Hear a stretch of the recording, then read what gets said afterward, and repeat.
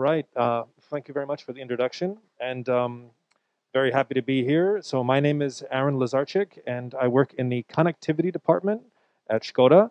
And I'm happy to present some of the things that we're working on today, and also describe how everything comes together in terms of the future mobility, autonomous vehicles, and basically our plan to make that happen.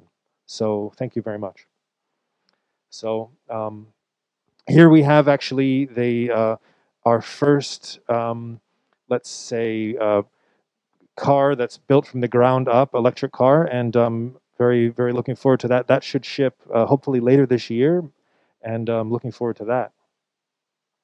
So first thing I want to talk about is we're calling it Car2X, and essentially the idea here is that IoT, the Internet of Things, what is that? What are the things? And how cars are connecting to the city infrastructure. So what makes a smart city smart?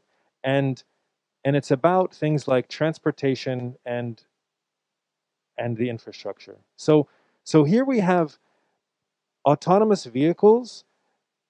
The way that we can improve autonomous vehicles is by not only having sensors on the car itself, but by connecting the car to the infrastructure, to other cars. So what we have is the ability to see around corners, to predict things before they're going to happen. So this is a very important aspect of autonomous vehicles. It's again, it's not just this it's not just this on the car, but it's it's connecting everything together, and this is really the future, and this is what we're working on at Skoda. So there's a few different examples of this that I can use to illustrate exactly what we're working on and why it's important. So you can imagine the example of an emergency vehicle, an ambulance, or a fire truck coming behind you. Maybe we've all had this experience where we're driving and we hear the sound, but we don't know where it's coming from. So if we use the connected car to alert the driver before the ambulance is coming, then we can improve safety, not only for drivers, but for emergency vehicle services, something really important even today. So, so this is another example of how the autonomous vehicles don't they can't work in a vacuum on their own. It's about building the infrastructure. It's about connecting everything to everything, and this is one of the many use cases that we're working on when we're designing Car2X at Skoda. Another example is a railway crossing. So again, imagine you're in a car and maybe it's autonomous, maybe not, but in order to see the train in front of you, you have to look, you have to slow down. Sometimes there's a signal, but there's always a chance that it's not working. So what we have is when we connect the car to the train, we can see in advance. We don't have to rely on the sensors of the car to detect an oncoming train. And it's about those few seconds of improvement that can really lead to additional safety and can really improve the driving experience as well as the experience of the passengers on the train. Another example that we're working on now is called green light speed advisory. So so what we have here is you're interfacing with the city's traffic lights. This is happening now. Cities across Europe, we're building the software to connect with the traffic lights. This is what, when we talk about smart cities, when we talk about transportation, this is what we're talking about. So in some cases, what this will look like is, as a car, you'll know exactly how fast to drive and you'll never hit a red light. In other cases, this can help cities control traffic. In some places in Amsterdam and places like this, they're interested in limiting traffic to the city. So they're making it harder for traffic. In other places, they're improving traffic flow by knowing exactly where cars are, and all, again, all connected so that we know exactly when the light's going to change color, and exactly when to go. And then back to the emergency vehicle. This is also something we can connect to that. So the emergency vehicles have right of way, they can go through the traffic lights, and we can alert the drivers in advance. The intersection ahead of you is going to be closed because of an emergency vehicle. And again, we improve the driving experience, and we improve the the ability for autonomous vehicles to exist within the city infrastructure. So why does this matter? How does this all come together? So this concept, the third industrial revolution, is very important. How do major changes in economy and in society, how do they happen historically? Okay? So and what is the IoT? What is the IoT? Is it your fridge that can alert you when you have your milk is expiring? But what is it really? So the IoT, the Internet of Things, it's connecting everything to everything. But why and how does that matter? So major changes in society, in the economy, happen when you have just dramatic improvements in three key technologies. So those are transportation, those are the way that we power life, and that's also the way that um, that we manage and we communicate with each other. So we look at the first industrial revolution. We have coal, we have railways, we have the telegraph.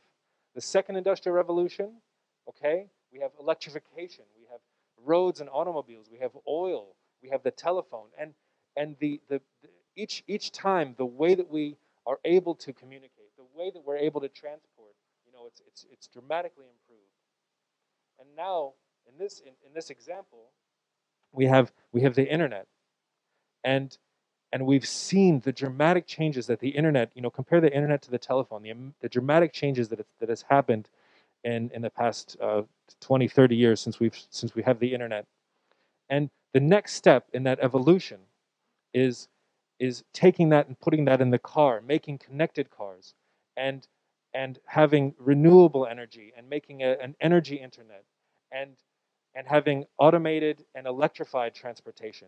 And these three key technologies are now converging and coming together, and they're gonna really dramatically change society for the next generation, for the next 20, 30 years. And we're just starting to see the effect that this is having. And this is what we're building. So uh, here we are, coronavirus. I have my mask on, and and what's happening now? We're seeing people aren't driving as much, right? So here's a picture. I don't know how well it comes out, but on the right you see Los Angeles today, recently, with no pollution, right? There people are driving less. There's no pollution. And on the left we have Los Angeles on a normal day. There's smog everywhere. It's hard to breathe. One of the things about coronavirus that people are realizing, or that's coming out, is that places where there's more air pollution in cities, there's a lot more deaths, right? So we have pollution leading to lower lifespan, and serious issues nowadays with corona. And we also have the example of what it could be in a city where you don't have air pollution, and it's beautiful. And we have the technology today to make this happen, and it is happening. And it's electric cars, and it's the future. And it's just there's really hard. It's really hard to argue against that. This is what could happen. So one of the positive side effects of coronavirus. So at Skoda, we have electric cars coming out. Last year, 2019, we released the all-electric Citigo, and I've driven it. It's a small, but it's a fantastic car. And the end of this year, we have our first all-electric SUV, the Skoda Enyaq. And in the next 5 years, we'll have 10 electrified models, and planning on selling at least 300,000 EVs worldwide.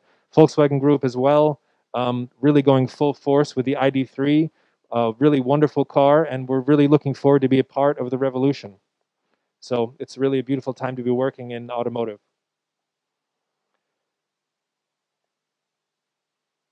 So what's important about electric cars is that they're a leap forward in the technology. So um, here's an example. So please be advised, these numbers are with subsidies. Okay, so it's currently now, if you buy an electric car over the course of 5 years, this is the e-Golf compared to the diesel Golf. Over the course of 5 years, it's cheaper to own and operate an electric vehicle than it is a traditional diesel vehicle. This is subsidies, but from the perspective of a consumer, it doesn't matter. You know, the price you pay is the price you pay. So the decision, therefore, is, I think, is clear. It's as far as an economic perspective, it's it's cheaper already to own an electric car. I just read that in Romania, with subsidies, you can buy the Citigo that I just showed with for 10,000 euro. It's a fantastic car. It's a fantastic value. Um, that's again with subsidies, but what's happening is the price of electric cars, just as the price of transistors in a computer come down with Moore's law every 18 months. We don't have the exact law with batteries and with technology, but the price of electric cars is dropping every single year, and already today in a lot of different countries, it's cheaper to own and operate an electric car. That's because the technology is better. That's because we have we have brakes that are regenerative and don't need, the brake pads don't need to be changed as much. You never need to change the oil, and you have less moving parts. So it's a superior technology, and we're happy to be part of that, selling and making electric cars as Skoda in the future and today. So in addition to that, the price, this is maybe not news to some people, but the price of renewable energy, the price of solar and wind has also come down just in the last year or two. So it's now cheaper per kilowatt for solar and wind to power the autonomous electric vehicles of the future. and and it's just an amazing time to be alive, because here we have less pollution. The future is here. We have the solution. And it's not about economic, it's not about costs, because the costs are lower. So it's cheaper, it's cleaner, it's better for the future generations, and it's here, and it's today, and it's just really, I don't know, I'm just really happy to be able to sit here and to stand here and say that that the price of renewable energy has come down below any technology behind nuclear, behind coal, behind oil. It's a wonderful time to be alive. But what about storage? There's a problem with storage. How do we store energy when it's not the sun isn't shining, when it's not windy? How do we store the energy? This is a serious problem that we still need to take care of, um, and it's expensive. Batteries are expensive, and it's a complicated problem. So how do we solve that? Well, one of the ways we can solve that is actually with automobiles. I'm here from Skoda, so I have a solution for it. So the there's a few different phases to this, but because we're going to be making so many car batteries, um, it's something that takes time. But car batteries can be used to back up the grid, or they can be used for the purpose of demand response, of optimizing how we use energy. In the future, it's possible, it's quite probable that we'll actually need more and more energy, more and more electrical energy to power the electric cars that we'll be putting on the market, that we'll be driving every day. And so the problem of not having enough electricity available is actually something that we need to be at least mindful about. There's a chance that if everybody, goes out and buys an electric car, and then everyone, for example, comes home from work, charges their car at the same time, that the power grid won't be able to sustain that, to be able to power all this charging at once. It's a lot of electricity that's needed. So in order to prevent issues like that from happening, to ensure a smooth transition to electromobility, what we need to do is we need to be concerned about demand response and providing power when power is available. So here I have three phases. Phase one is unidirectional smart charging, which essentially is that we can control the charging of a car depending on how much power is available. So I'll go into all of these in more detail. Phase two is a stationary battery to grid. So you can imagine a car battery or an additional battery which is storing energy uh, outside, connected to the grid. It's just a battery. It's not in a car, and there's many benefits to this. And then finally, phase three is vehicle to grid. So what this is you have a car battery that is charging. It's charging, or sometimes if the energy infrastructure needs it, say if a power plant goes out or something, you can actually take energy from the car, or imagine hundreds or thousands of cars at once, and take a small percentage of the battery, and you can power the infrastructure this way. So we're creating redundancy, we're creating power backups, and we're optimizing the entire electrical system. So this is what we have to do. So unidirectional smart charging works like this: is that you have the energy price signals coming from the market, controlling the battery, and basically you charge based on the optimal price of energy. So imagine you're charging overnight, just like you charge your smartphone, preparing to leave the next day. Maybe your car doesn't need to be charging the full 8, 12 hours that you're at home. So you charge based on the optimal price of energy, which changes. Energy changes just like the stock market, depending on demand and response. Every day, every minute, there's different prices of energy. The price you pay the power company is different from the price they pay the energy providers. So this is a way to optimize that. And what happens is, because we're optimizing the way that you use the energy, it's possible to use less. It's possible to pay less for the power that you use to power your electric car. So a while back, when I was explaining how electric cars are already cheaper to own and operate, well, this makes them even cheaper, and it helps prepare the electrical grid for a time when we need to be more concerned about optimizing everything so that there's not too many electric cars at once. Phase two is charging, is battery to grid. So having large storage batteries. This is the same. If you're operating a lot of charging stations, right? And people are doing fast charging because they don't want to wait around. It's not the same as at night. Fast charging, you might charge in 30 minutes, but you need a lot of energy. This helps smooth that out, it balances the amount of energy that you use so that it's optimizing it. And again, this can go back to the grid. So this is optimizing everything. So this is an example from a dealership that we have already in Prague, and it's already working.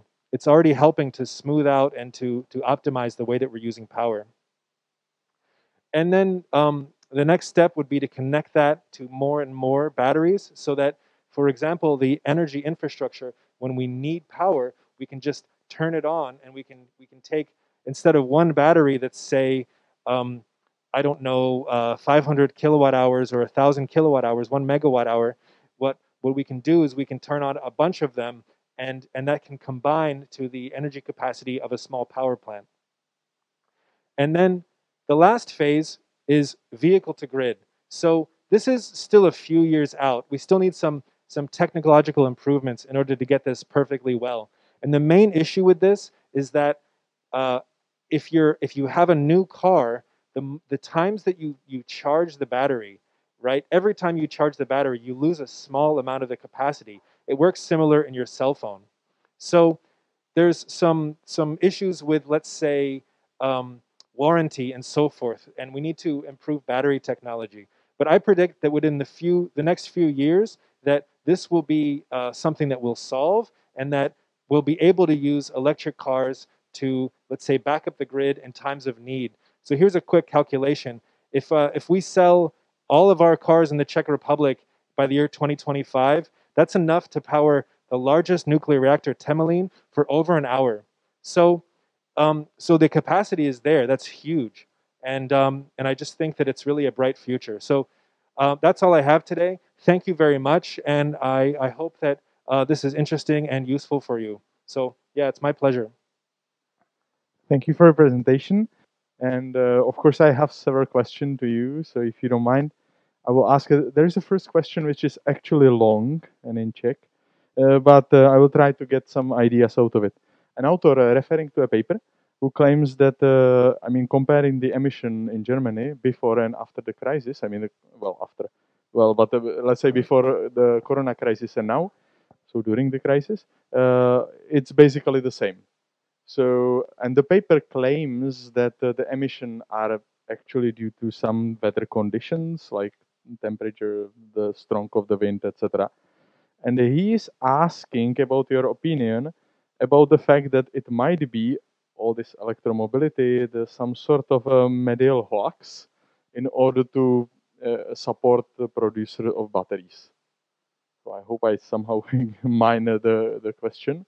So I don't know. It's probably a comment to that. I mean, I'm sorry, I don't fully understand. yeah. So He's claiming that the emissions are actually not getting lower during the crisis, even though there is a much lower traffic now. Oh, yeah, And I really that sounds really anecdotal. I would have to verify that, with the data, which was actually freely available. So, in the case of Los Angeles, that picture has not been able to take. Um, I think it was after a rainstorm, so you do see this improvement, but you do see weather having an impact on that. But um, I don't think you can argue that if you have thousands and thousands of less cars on the streets, that the local air pollution is going to be unaffected. In addition, the Skoda factory, I'm really looking forward. It's opening again in on Monday. I'm really looking forward to having the factory running again. But in the meantime, there's a certain amount of pollution that it causes. The air quality in Mlada Boleslav is actually better than in Prague, which I can only guess is mostly because of automobiles.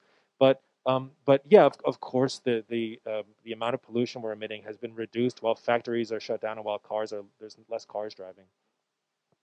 okay. Well, there is another question which you might already answer because the author is asking whether there will be some full electric car, which you actually mentioned in the. Sure. Whether Skoda Yeah. is planning Yeah, full electric car. we are. So the Citigo is available now. It's hard to get because they're actually quite in demand, and there's only so many of them. But it's a fantastic car. It doesn't look like much. It's really small, but because electric cars have full torque, it means that despite the fact that it's really small and it doesn't have a really high top speed, it's really fast from the start. So on a highway, it's hard to get above. It doesn't really go above 130. But if you're driving on normal streets, it's really fun to drive, and it goes up to almost 300 kilometers on a single charge. I think it's 265. It depends on how you drive, but it's a fantastic vehicle. And by the end of this year, maybe by the beginning of 2021, we're debuting our ENIAC, which is an all-electric SUV, and this car is based on the Volkswagen, the MEB platform, and it's really built from the ground up. It's going to be a fantastic car, and I'm really looking forward to it. It's the future is now, and that's not to say that we're not going to sell any more diesel or normal petrol cars now, but from a consumer perspective, it's really a better technology. There still is a little bit of a price premium you're paying in the Czech Republic because there's no subsidies here, but really it's still a much better experience if you can charge it somewhere. Okay, the person who is asking is actually asking about Superb. Oh, so, yeah. So no, we have the hybrid Superb. So that's also a really great car if you're into electric cars and you're not really willing to make the full jump to a full electric car. Now is the time. We have the electric Superb, the electric hybrid Superb, and also the hybrid Octavia. So there's definitely some disadvantages to having a full electric car because you don't have as much full electric range and so forth. You still need to have petrol. But there's also this issue of range anxiety where you might worry that you need to do a long road trip and you might not be able to find a charging station, or you might have to wait along the side of the road for an hour or two while your car charges. So having a hybrid alleviates this issue. Yeah, and there is another question about this SUV car, and the author is asking why the choice was the SUV car, because there are some problems. It's a big car and there are aerodynamic problems and stuff. So why the totally electric car is a SUV, which is not optimal for for driving in sense of. Sure. So this obviously wasn't my decision, but if I had to guess, I would say that Volkswagen now is putting out the ID.3, which is a small. You can compare it to a Golf. You know, it's pretty small, and whereas ours is larger. It's really closer to a Combi. You know, like an Octavia. It's not a huge SUV. It's a medium-sized SUV. So I think it was to have a differentiation from what Volkswagen is having, and also because why not have an electric SUV? You know, Tesla, for example, has you know, the Model X and so forth. They're releasing the Model Y. So this is just the first car that we're releasing, and I'm sure it'll be a great car. So it's all I have in for question, and thank you for your presentation and for spending time with us here. Absolutely, it's been my pleasure. Take care, everybody. Stay safe.